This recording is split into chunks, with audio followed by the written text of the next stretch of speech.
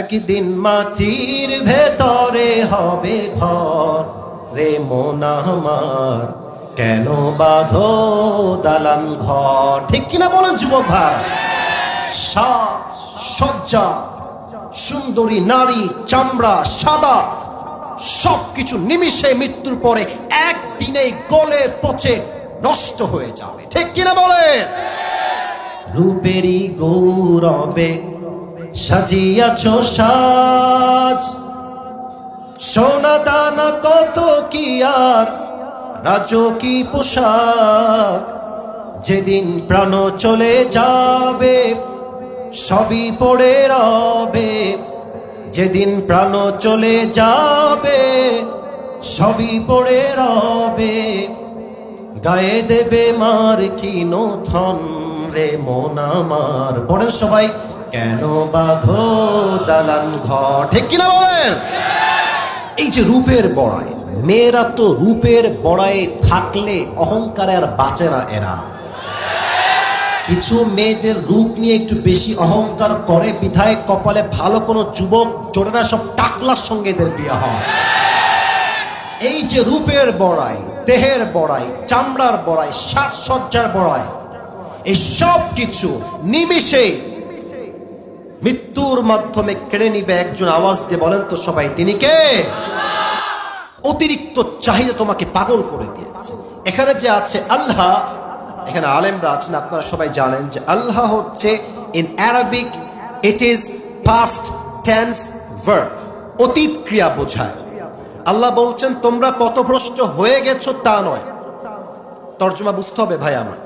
পথভ্রষ্ট হয়ে গেছো তা নয়, পথভ্রষ্ট হবা তা নয়। তোমরা এখনই পথভ্রষ্ট আগের থেকে হয়ে বসে আছো। এটাকে আমি বললাম না কে বলেছে?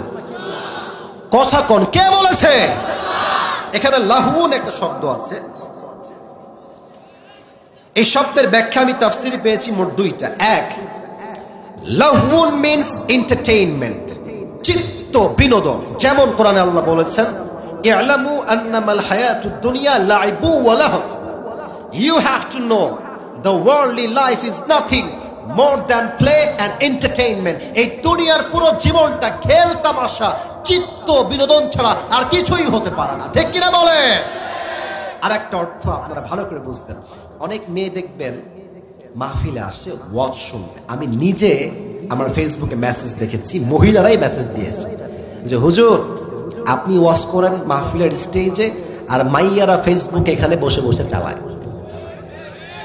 অনেক মেয়ে পর্দার আড়ালে বসে বসে টিকটকও চালায়, এটাও আমি মেসেজে পেয়েছি। এটাই হচ্ছে লাহউন। লাহউন মানে কি তাহলে?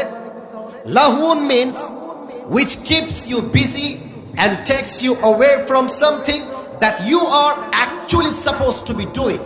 লাহউন মানে হচ্ছে এমন একটা বিষয় যেই কাজটা আপনার করার দরকার ছিল ওই মুহূর্তে, ওই কাজ বাদ দিয়ে যদি আপনি ভিন্ন কাজে ব্যস্ত হয়ে যান, ওইটাই হচ্ছে লাহউন।